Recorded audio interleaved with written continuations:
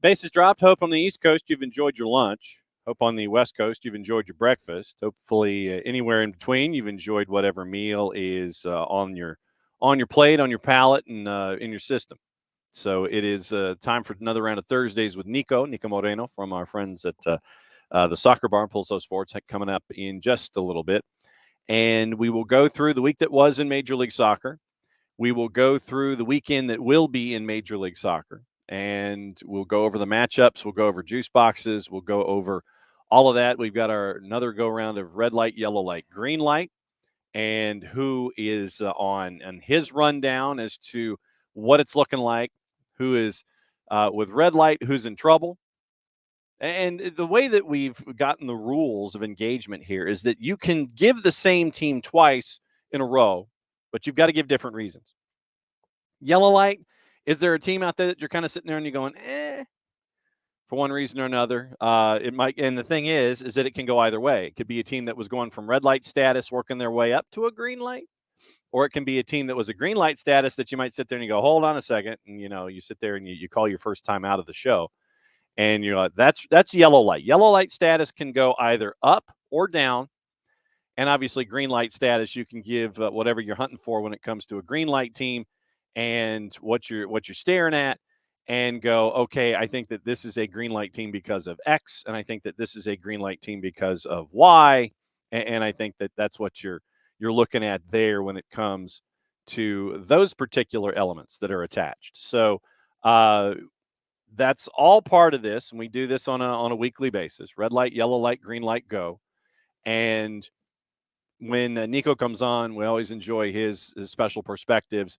And literally the clock will start at a half hour the second he hits the room. So it was a busy show this morning on SDH. There was a lot to talk about there.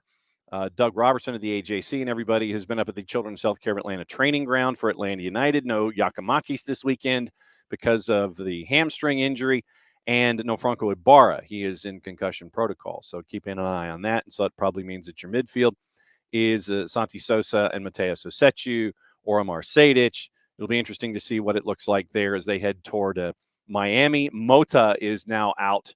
Lateral, the lateral ligament, the lateral collateral ligament, the LCL, was the issue for Mota. He's out 4 to 6 months. So no Gregory, now no Mota, and it will be issues for Inter Miami at home on Saturday night. You can catch Mike and Jason on the call there and keep up with them as they work their way through what's going on in the world of Major League Soccer. So we'll keep an eye on all of that and make sure that you're kept up to date with that. Tomorrow morning, we're on at 9 o'clock, 5 minutes early, because we got an 11 o'clock conference call. And so that's what we got to stare at there.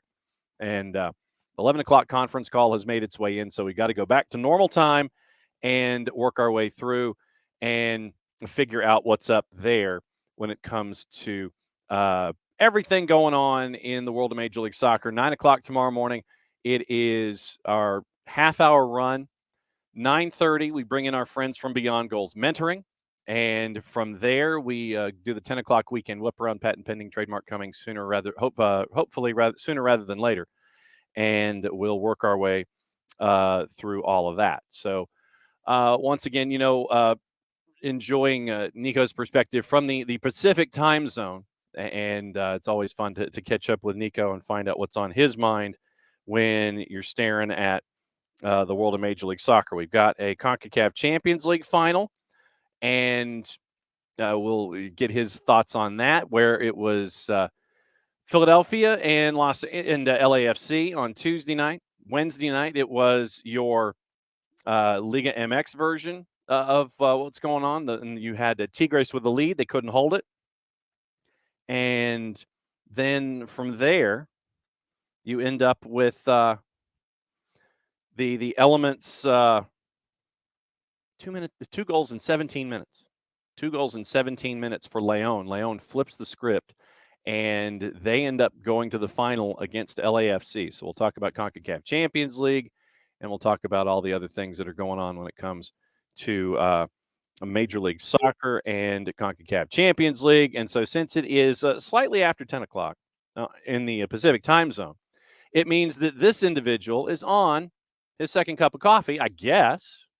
Absolutely. Number 2, baby, right here. Oh, back it up. There you go. Wait a minute. There it is. It's got to be in front of you because when you got a green screen going and you got a Rave Green mug, it's kind of hard for folks to sit there and see what the mug is. And it don't work at all. But the Rave Green mug is out, and it is time for the second cup of coffee, and it is time to catch up with our friend Niko Moreno over in Seattle. And in addition to our weekly elements of cliffhanger and going through juice boxes for the weekend that will be and doing red light, yellow light, green light, and I explain the rules to red light, yellow light, green light to all of our viewers and listeners, that red light is what it is. You can give, and for any circumstance, either red light, yellow light, or green light, you can give the same team back-to-back weeks, but you've got to give a different reason. That is correct. That's the way we keep you on your toes. We keep you informed, all because of the genius of the man sitting right there. Oh, right there. You're right. Yeah, right. And now the key is for yellow light can be going up from red to green, or it can be going down from green to red. And green light, obviously, once again, is green light. But what I wanted to start off this week with was the idea of CONCACAF Champions League being LAFC and Leon, which I thought was interesting. You had Tigres with a lead in the series that lasted all of 17 minutes. Leon flips the script early in the first 45, and they hang on. So it's Leon and LAFC who put a good thumping on Philadelphia. When you look at this final and you look at the semis, what sticks in your mind? Well, I think to start off, Leon has been impressive. They've really embodied what their coach Larcom has wanted to do in terms of attitude, intensity, winning duels, being simple, and allowing a lot of their key players to have an easier role to get forward and understand that you just got to take the space that you're given. So El Patrullero Hernandez has been great for Leon. I think he's one of those guys that is a veteran, that is a big part of what Leon has been doing for the last couple of seasons. But yesterday he was great. I thought that Tigres started off very flat. Not sure if they thought that Leon was just going to let them have it and say, "Oh, you're Tigres, here it is." And part of it, I really did think that there was going to be some sort of mental component that would keep Leon from doing a lot of what they've been doing right, because Tigres is such a big club and they have so much talent, and Guignac and Quinones, but none of it worked yesterday. They came out to play. They got, first of all, an early goal. Then they were able to keep the pressure on. As a matter of fact, I mean, Mena has the one to make it 3-0 in the first half, and they weren't able to put it away. However, at halftime, I'm thinking, look, they've created a lot of chances, but they're allowing Tigres to stay in this game. And it kind of happened that way. Tigres made some adjustments in the second half. They were a lot more dangerous. They get a goal, looking at the left flank and really cutting inside, working with what Leon was giving them. And I'm thinking, man, this is going to go to PKs. But once again, sometimes beyond the strategic component is how much a team wants it.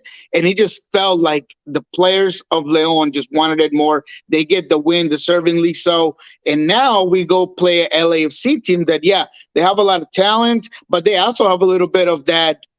We're just dominating right now. They have a lot of confidence. So it will be a really good final because you have two teams with very talented players, but also a willingness to go out there and win games, to be protagonists. So I think it's going to be a high-scoring final, this one.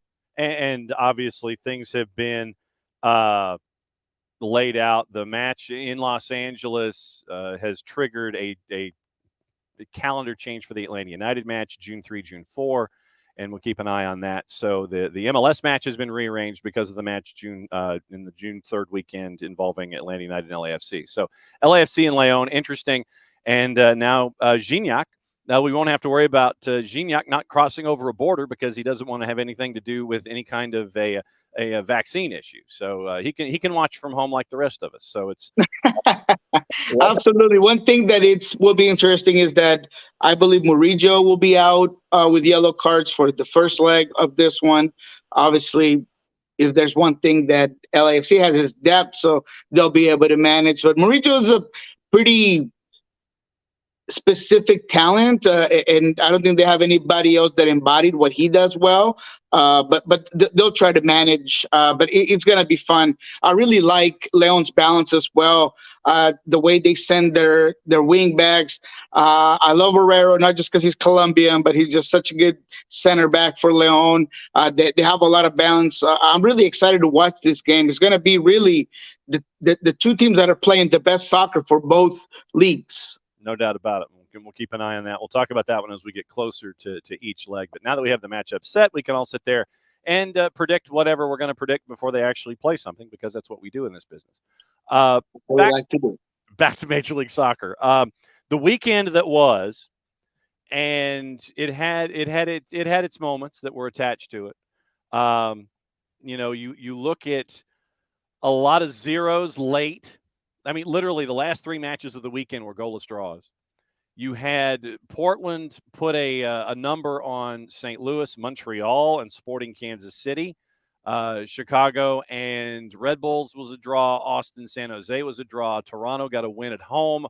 Orlando got a win at home, but it was LAG. New England, Cincinnati, the sneaky good game. We kind of figured it would end up this way, and it did with a draw. DC put a number on Charlotte. Miami went to Columbus and got a win. Nashville, with the first match of the weekend, put 3 on the board, beat Atlanta by the score of 3-1. In this week's version of a red light, yellow light, green light, go, which color on the stoplight do you want to start with first, and how do you want to build up? Let's go ahead and start off with the red. For sure. I am going to stick to Sporting Kansas City. We're going to bring him back. We talked about Toronto last week. We're going to bring back Sporting Kansas City that we've talked about in the past. Mm-hmm. But in this one, it's because there seems to be no effort. Watching this game that is coming up against the Sounders, I just don't see Sporting Kansas City having an easy schedule and not willing to make a change. As much as I love what Peter Vermes has done for this team, we talked about it here. I was surprised that they gave him a renewed contract for that long of an extent, because I am of those who believe that you need to just change things up when things are not working out. And when you're the GM and you're the coach, it's a lot tougher to get rid of somebody if you're not willing to make that change. So because I don't really see them doing anything differently, I'm going to put them on this week's red light because I see them in a complete stop. And now they're going to come play, yes, a catch game that we'll talk about a little bit against the Sounders. But I really do not foresee this team getting any better strategically. And after watching Russell just kind of have no answers in an interview about what's wrong, it just seems like the team has lost leadership. They have lost hope. They've lost all kinds of desire to figure out what's going on. So I just really think that this team is dead in the water and is going to need some high voltage reviving to do in order to get them going, because it's just a difficult situation in Sporting Kansas City. And you're looking at it, and we know that Peter Vermes has earned the right to call his own shot when it comes to, hey, it's time for me to check out of the end. I mean, he has earned that right, I think, from everything that he has built. Yes. I do think that the contract that they gave him was partially one where the extension, where you got the extension, you're not anticipating him hanging out to the entire time. If you do, fantastic. But it's one of those attaboy deals where, thank you for your service, and you're just going to do one of the jobs at the end of the deal. You're going to move upstairs probably for the last year or so if you got to that point. So basically it was an attaboy deal, I thought. But where Sporting is concerned right now, And Johnny Russell, you mentioned it. For those that didn't have the chance to listen to it, Johnny Russell in the post match, he's like, I don't know how to fix this, and then and we would still maintain probably that they never figured out how to find the appropriate replacement for Ilie Sanchez when he went to LAFC, and that's been a part of it. Agata's injured; he's out with a broken bone. All of these different things. You got old, you got injured. The response that you had in the summer window last year was great temporarily. It got you that rush to finish up where you weren't wooden a spoon, but you've got to figure out, and this is probably where Sporting is concerned here.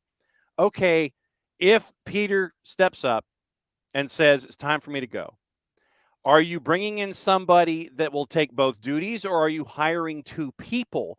And is that slowing down the process any?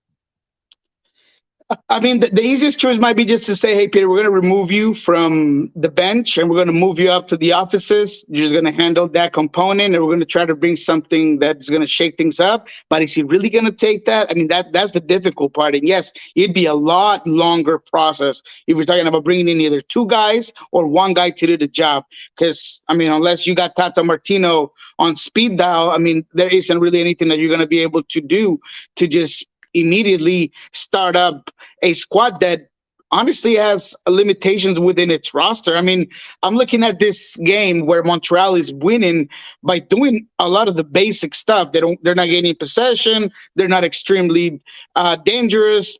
You know where they're going with the ball and their combinations.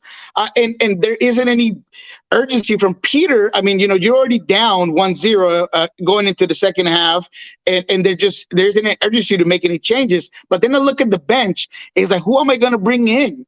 And I really don't really know. So maybe it's part of not having enough tools in the tool shed to figure out what I'm going to do with everything that's going on. So, but again, whose fault is that? Peter, because Peter can't blame he can't blame the guy up top because he's the guy up top. Right. So that's kind of where the problems are and why there's such a hard red light for me this week. It's almost like that Spider-Man gif where you've got Spider-Man looking at Spider-Man and they're pointing at each other. That's what you've got right now at Sporting Kansas City. Jarrett and I were talking about it on the show. It's like, okay, what is this conversation like? Is Peter, the GM, sitting at his desk in his office, and he's talking to an empty chair? When he finishes the sentence, he runs around the desk, and Peter sits in the chair that you would be doing the interview in, and he's answering the questions to the empty chair that's the GM, and literally he just goes back and forth to have the discussion with himself. I mean, it is a mess in Sporting Kansas City. I think officially now that they have I know that at one point they had as many they had as many reds as they did points and as many goals as they had points. That's right.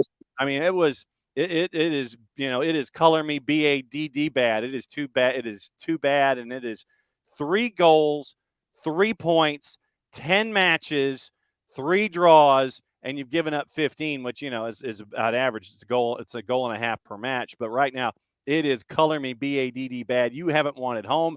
You haven't won on the road. And you're wondering when this is going to come to a close in Sporting Kansas City for a true legend. Yellow light. You can go either up from red or down from green. Who is your yellow light this week? All right. I'm going to talk about the Portland Timbers. I think that they're getting some players back. I think that they've done enough to weather the storm to keep themselves above water within the Western Conference. And now they go and beat a St. Louis team that, yes, they are missing their target guy up top. I think their difference maker, to be quite frank. But they did it well. I mean, they dominated St. Louis. Santiago Moreno had the best game of the season.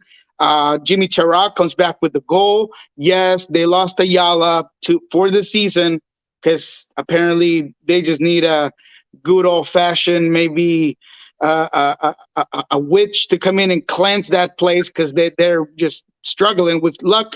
But at the end of the day, you still got Paredes.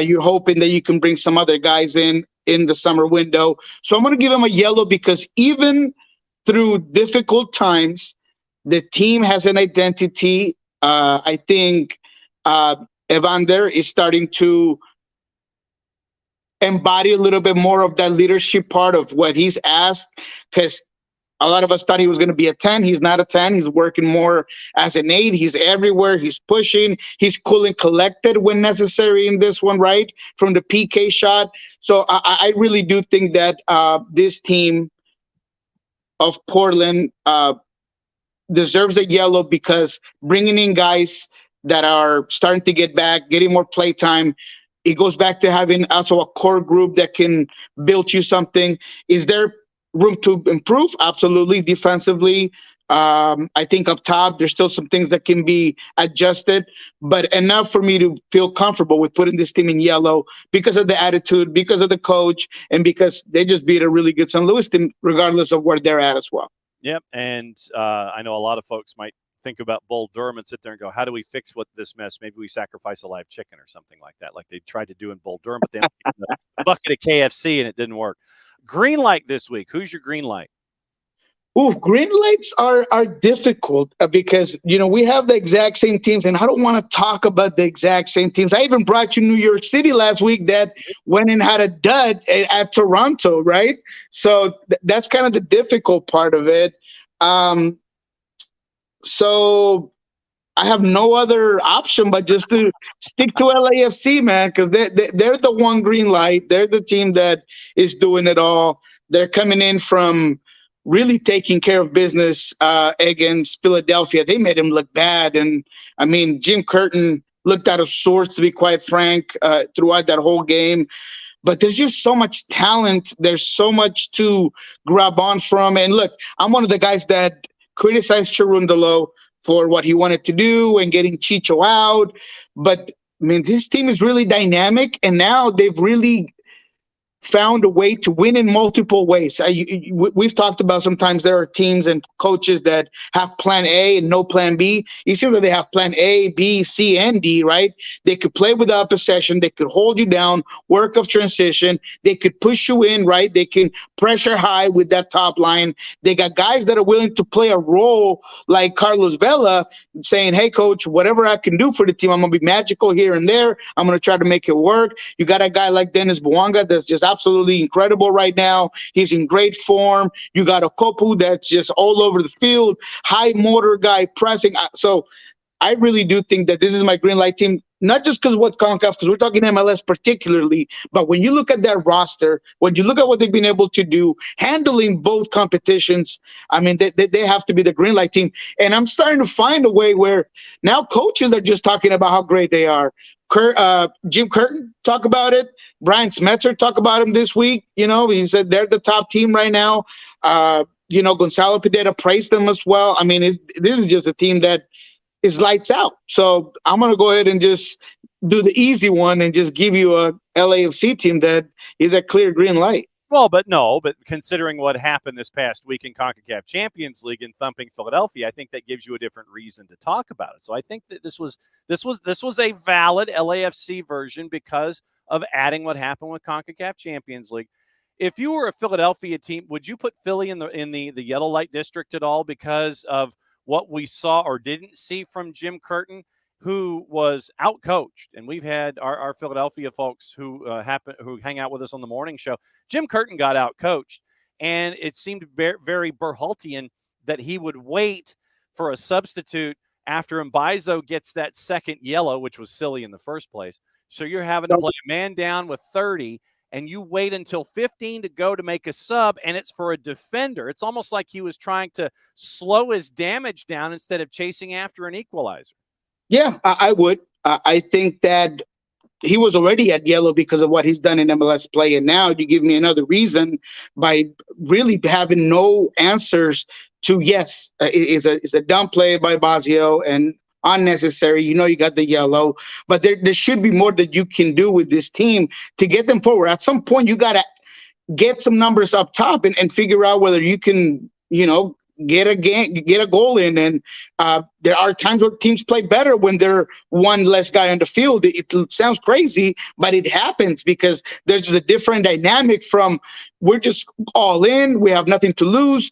And there was none of that from Jim. And it was almost as if he had he was waving the white flag, like you said, saying, "Hey, I'm going to bring in a defender. I'm just going to try to hold my shape, and maybe at some point I might be able to get one ball over the top and get a goal." But there was just nothing. This team, even from the beginning, it was Blake's game. Honestly, even in the goal is a fantastic save, but you cannot let that be when you have guys like Torres, like Gazdag, like Ora, Carranza. I mean, you should be able to play more to their likes, and there was just none of that with Philadelphia. So yes, they would be a team that I would place in that yellow light category.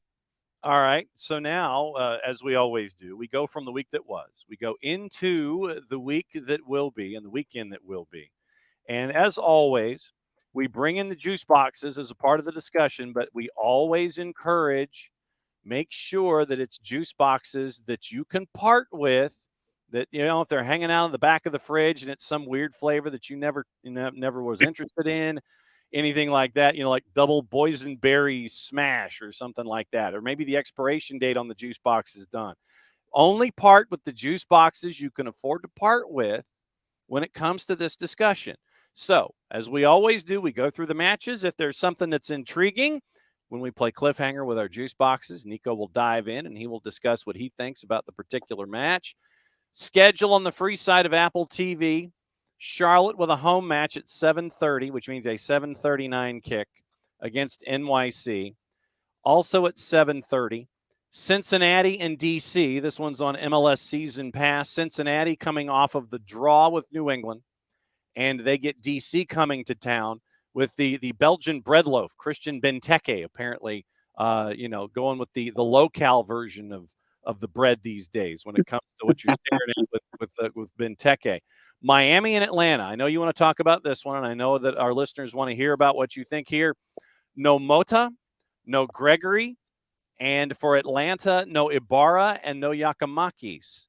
But right now, with Inter Miami at home, this one's on Season Pass. Your juice boxes, Inter Miami is a favorite at a plus 148. Atlanta United's a plus 168. Your draw is about a plus 260. Well, let's start with that one. I think it's the game that everybody wants to hear. We have all sorts of stories going in, although it's very unlikely that Martinez is going to start this game. Obviously, with changes and a team of Inter Miami that just lost another key component of that center of midfield. I mean, he's top 5 in one tackles. He's the one player that once Gregory was out, you were like, well, we got him to depend on. Now Arroyo's going to be there. I haven't been impressed by him. I think he's fine, serviceable. He can do the work. He's a laborer. He's doing what he can. But they really lose something there by not having a guy like Mota because of his distribution skills, because of the little pause of game that he provides. And he cannot be the Campana show either. I mean, you just don't have enough dynamic players and constant services in to say it's the Campana show. I mean, look, against Columbus, they won because they were effective and clinical in front of goal, but they didn't dominate that game by any means of the imagination. Columbus was their protagonist. Columbus had possession. Columbia had the better chances. And we talked about Kucha coming back. What a goal. I mean, this guy is unbelievable. I mean, he's delicious. I mean, the way he plays the game is just amazing. For me, he's the highest ceiling forward in the league, highest ceiling potential-wise. But once again, Miami just doesn't do enough things right. It seems like everything they do takes them twice as hard to do. So because of that, even going against an Atlanta team that they've had their own struggles, they made it too easy for Nashville. Mukhtar, I mean, he's seeing lanes that my son is seeing, I'm seeing, and nobody's running to that space. A little bit of lazy defending. It's hard for me sometimes to criticize Gonzalo when the players just are not giving it all, man. I mean, the way they just allow Shuttleworth who scored the last goal. Oh, Schaffelberg, yeah. Yeah, when he scores that goal, I mean, there is no intent to just at least take the yellow, take the red. I mean, just don't let this guy just walk into your house, get in the kitchen, make himself a sandwich, and then put it in the back of the net. I mean, it was just hard to watch, right? So I think this game, regardless of both teams having some inconsistencies, I think Atlanta takes this one. I'm gonna roll with Atlanta. I'm gonna give Araujo the benefit of the doubt because he's a guy that's been so inconsistent throughout the time he's been in MLS. I mean, he gives me headaches every single time because I want to like his play. I want to like the way he handles it, but then he just completely has horrible games. Now, obviously, so Ibarra's out for this one Concussion. for Oh yeah. for Atlanta. So there are some missing pieces there, but I think that there's enough for Atlanta and Gonzalo Pineda to really rally this thing up to be a Miami team that for me just has less weapons. So I'm going to take them on this one for sure. They're going to be one of my top picks this week.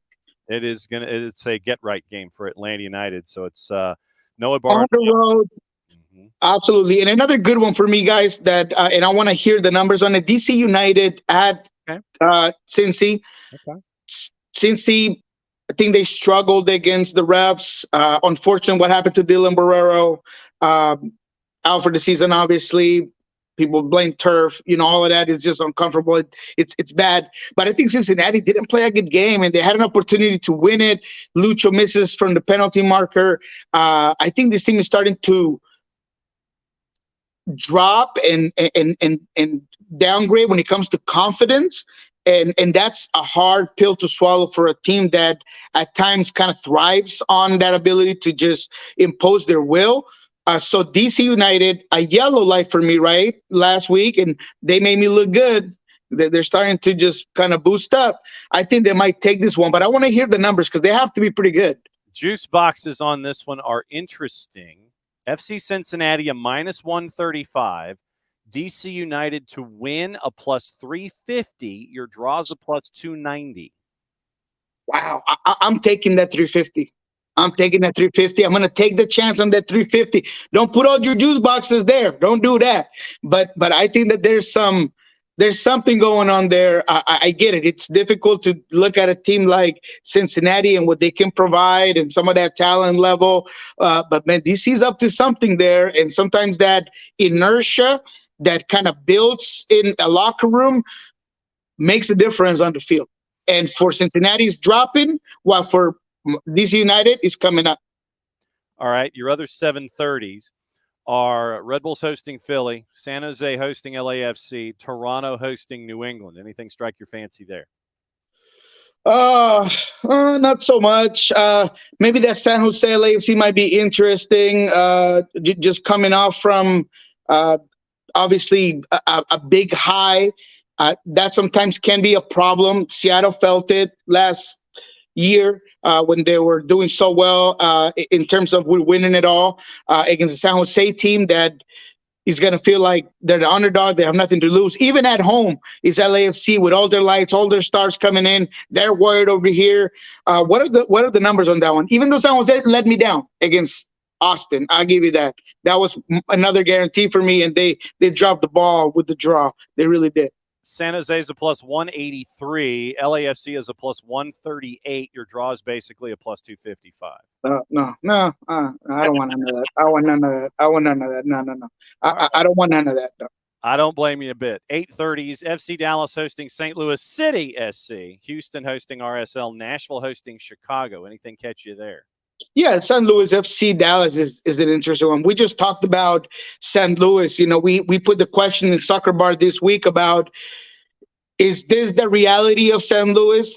Are they finally coming down? Did the clocks strike midnight and their team turned into a pumpkin? I don't know if it's all that. I just think that they're missing a very key component in Klaus, and it's not just the goals. It's right. He was that ghost, that under the radar plane that would just stealthy steal balls and put him away, and his link up play, hold up play. The way he would just open up places. I was looking at that game against Portland. Stroud is running into spaces that are no longer there, and Giochini is completely alone up top because there was no other way. They play with just one forward. Lowen's trying to get something going, and they're just out of sorts. So this one's interesting because FC Dallas, without Velasco, has been about as dangerous as a box of kittens, and they just cannot put fear on nobody, regardless of having talented players, mind you not. I mean, I'm not talking to you about a team like, I don't know, Nashville that sometimes is struggling to get some firepower up top. I mean, they got talented players, but it seems like without Velasco, they just don't have that one person to put it all together. So St. Louis is an interesting one. What's the draw on this one? Draw is at plus 280 for FC Dallas and St. Louis City SC. What's St. Louis City on it if they win? Plus 307 in the composite. Oh, man, I don't know. I'll go with the draw on that one. I'll go with the sure money on that one. I think St. Louis will find a way to maybe frustrate Dallas. Dallas has the tendency, especially at home sometimes, where if pressure gets too high, they all forget how to play and they all get too combobulated. They're so tight at times. They really are. And Jesus Pereira, man, he needs to really step up and be the guy for this team that he has been in the past, because they need him. They need his creativity. They need his goal scoring abilities. A lot of this goes into what Ferreira can do in this game as well. 10:30s, LAG hosting Colorado. They're on the minus side. Portland hosting Austin. They're on the plus side at plus 108. Vancouver hosting the Loons. They're a home favorite at a minus 118. Those are interesting. I mean, interesting, like, interesting. Yeah, exactly. So the LA Galaxy, we talked about him last week. What I said, it's looked too good. They're going to drop the ball. They did against Orlando, back into their old ways. And, man, Douglas Costa is just such a bust, man. I mean, he's like Jamarcus Russell type, just busts. I mean, man, he's just been bad. Is Douglas Costa in the Denilson category? Yeah, absolutely, man. Absolutely, 100%. I mean, he's just been awful, and just inability to just cause any sort of influence. It just at least work for me. At least give me work rate. But you don't even give me that. There's one possession where he gives the bad ball in. Angulo is coming in like a rocket. He doesn't turn into a goal because Ojeda lets it. He just shoots it too softly. But Douglas Costa is jogging behind the ball like he didn't just lose it. I mean, really at least give me work rate, man. So this Galaxy team against Colorado, what's Colorado's numbers? Draw and Colorado to win are basically the same at a plus 282. Nope, I don't want none of that. But this is going to be a game where I might watch just to see how bad LA Galaxy can screw the pooch. I just want to see what does Greg Benny do in this one to just not pull up a result. So I think this is going to be at least another draw. Last week we had 5 draws. I wish I would have put more money on some draws. In this one, I think we might see another one there. Portland, Austin's another interesting one for me because of what I just mentioned. Portland coming up, Austin kind of lowering down. I don't think there's enough juice boxes for me on that one. I'm not taking the over on goals. I'm not taking Portland. I'm not taking Austin. So I want none of that. Vancouver, Minnesota, it's another one where it might be a draw, but it might not be worth your money to just put it in there. What's the money on the draw here for Minnesota? Plus 275 is your draw. Nope. See, if that's your initial reaction, then to me that is a void. Playing for a draw is just it's bad. And I mean, we saw it against Colorado last week. Vancouver, they tried to make something happen. They had some opportunities, but once again, they're a team that lacks talent. They lack somebody that's going to put it away, and you just send your best guy to DC United because he probably had his bags packed hoping that something will come up, and they said DC United and he was on an Uber gone. I mean, he would have walked to DC United, I think. But definitely not the greatest games there late night. So let's move on to Sunday. So then Sunday at 4:30 Eastern, Seattle, the home of your Seattle Sea Dragons, minus 149. Draws basically a plus 295. You could probably get it at a plus 300. Sporting is a plus 390 to win. How nasty could this one get? This is an interesting one. I'm going to go in depth here a little bit because a listener that is starting to hear our show, which is amazing. I love people watching it here in the West Coast, told me, Niko, I want you to go more in depth with the Sounders because you're there every day. And I feel like sometimes you don't. So I'm going to do that for you right now, my friend. I'm going to go in a little bit more into the weeds of this game. Nuhu has not been in practice dealing with an illness. Roldan is likely out with some setbacks in concussion protocol. He's seen a specialist. They're worried. They're concerned about his well-being. And that's number one, main of all. So there's going to be a lot of missing pieces for Seattle. This is a catch game. Brian Smetzer told me to my face, yes, this is a catch game, Niko. That, I mean, you know, he hates the cliche, but at least he answered it. There's going to be some changes here, and there's a lot of options for Seattle. They could bring in a guy like Cody Baker, who is a guy that has Bundesliga team interest. He's played at the national team level, the youth level, of course. He's a Tacoma Defiance player with a lot of potential, but I don't know if he's the guy to put against a guy like Johnny Russell, regardless of how bad Sporting Kansas City is and how dead in the waters they are. That's a young kid against an experienced winger. I'm not going to do that. I think what's going to happen here is that Alex Roldan is going to shift to that left side as he did against the LA Galaxy. He's worked on getting better there. He's watched video because he wasn't great against LA Galaxy. He's a guy that can handle shifty, old school guy like Russell, and then you move Whiting, Reed Baker Whiting, on the right side. He played there for Open Cup against San Diego Loyal.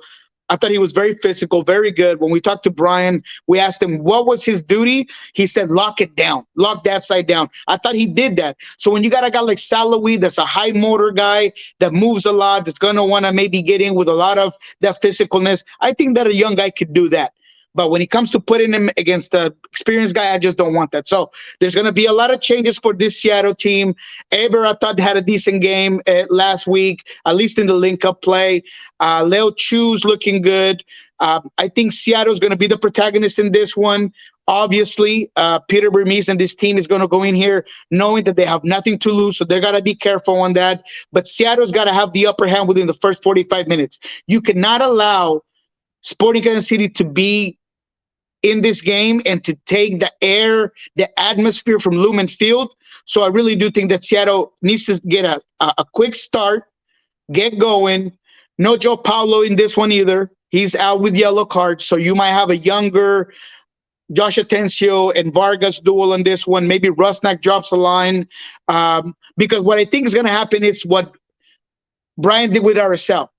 Eber up top, Jordan on the right side, Leo Chu on the left, and Niko in the bottom. That drops Rusnak a line, gets a guy that can distribute a little bit more from that CD, center defensive midfielder role along a side like Atencio. So I think that's what you might see in this one.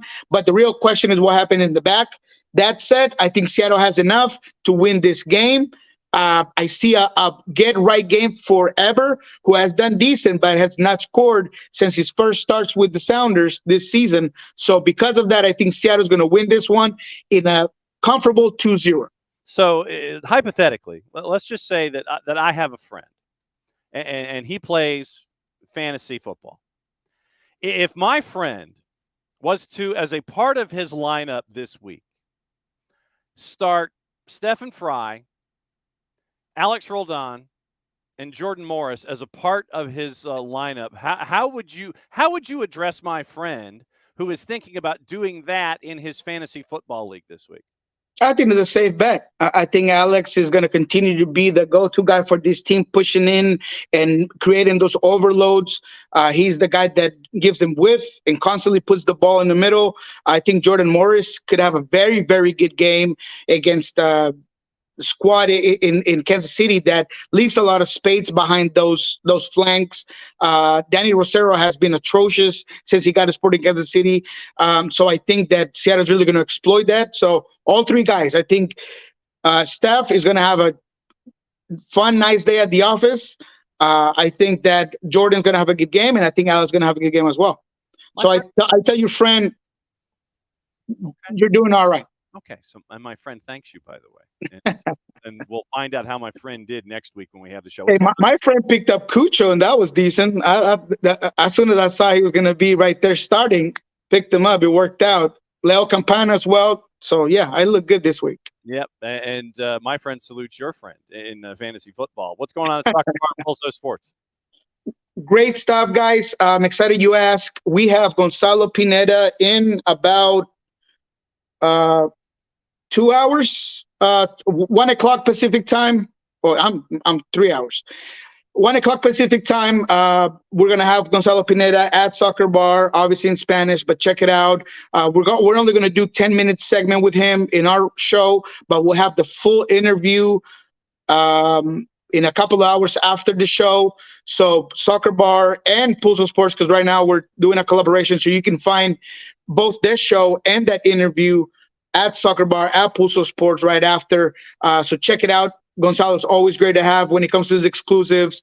We're going to ask him about not just Atlanta, but, U.S. soccer, where they're going, Mexico, where they're going. We'll ask him CONCACAF Champions League. So go ahead and check it out. Should be a good one. What he said. El Rolo NW, as always, great to have Niko on a Thursday, because when the show's called Thursdays with Niko, that's what you try to do. We will do this again, and we'll see how our stoplight went. We'll see who's red, yellow, and green coming back next time. Niko, my friend, always great to have you on the network. We'll catch up with you next week. Alrighty. Have a good one. Since it's the end of the show, that means we get to do this. Catch up. Play it safe, everybody. We'll see you soon.